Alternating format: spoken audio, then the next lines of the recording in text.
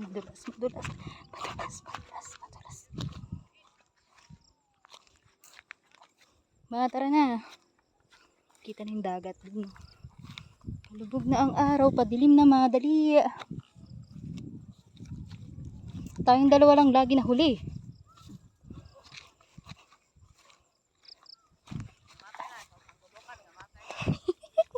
...60 years old na yan si mama. Nakaakyat pa rin dito sa bundok.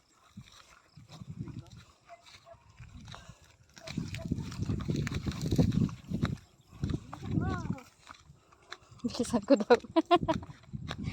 Ako pa yung mabagal.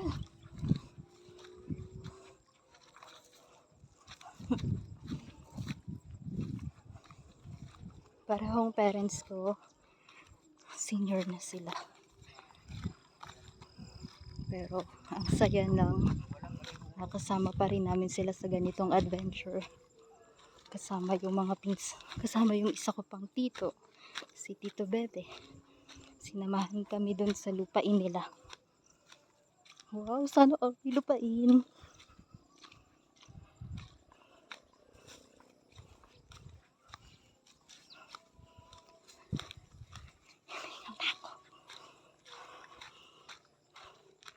Parang na akong baboy. Wow, ang cute. Ay, ang ganda. Diba? Kaya ako matagal kasi hinihintuan ko lahat ng makita ko. Mama ko naman humihinto kasi panay pagpag ng tsinelas niya. May bahay dito. Ang cute. Sa paanan to ng bundok. Ano kaya to? Ng langgam oh. Ang daming langgam na nadaanan namin. Ay, ang cute man oh.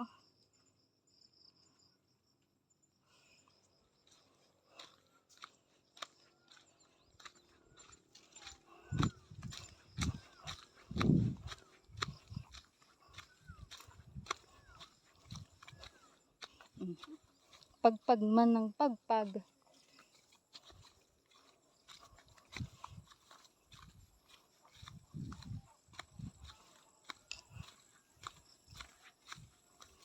We treasure this moment. Nakasama ko yung mga magulang ko. Maumakyat dito. Saya lang.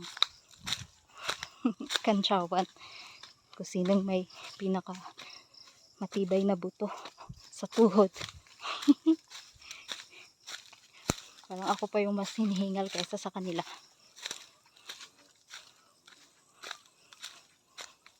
Yung mga kapatid ko, grabe. Ang titibay ng mga tuhod.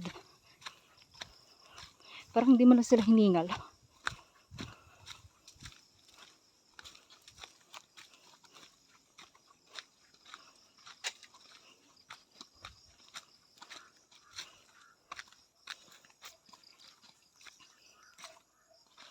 Ito ay nasa kasada na kami.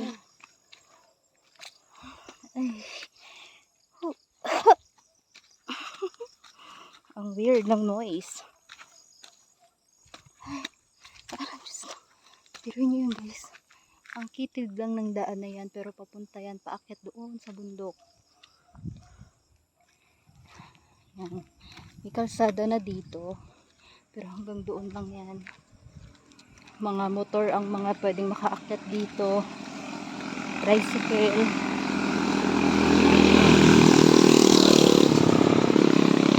Wala pa akong nakitang jeep.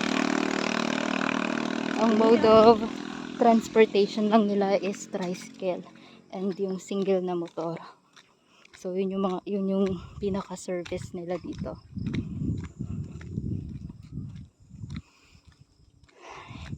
Grabe.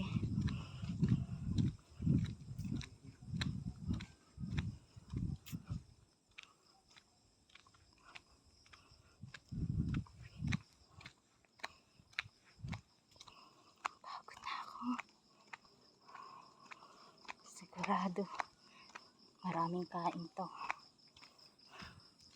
Nakakalungkot guys kasi babalik na kami ng Manila bukas. flight namin 1:00 ng hapon. So kailangan umaga pa lang. Makaalis na kami dito bukas.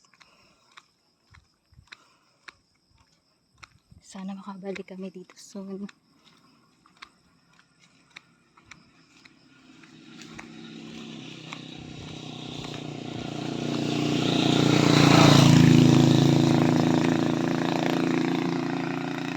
Nahuli na si mama, oh. Parang teenager. Ano? Kaya pa.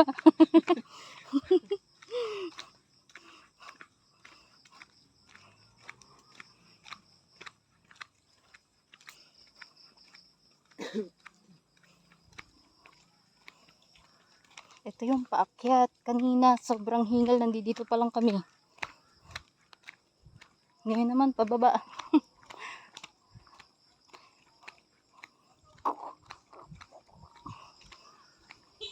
Ma, may motor, ma. Ben, may motor.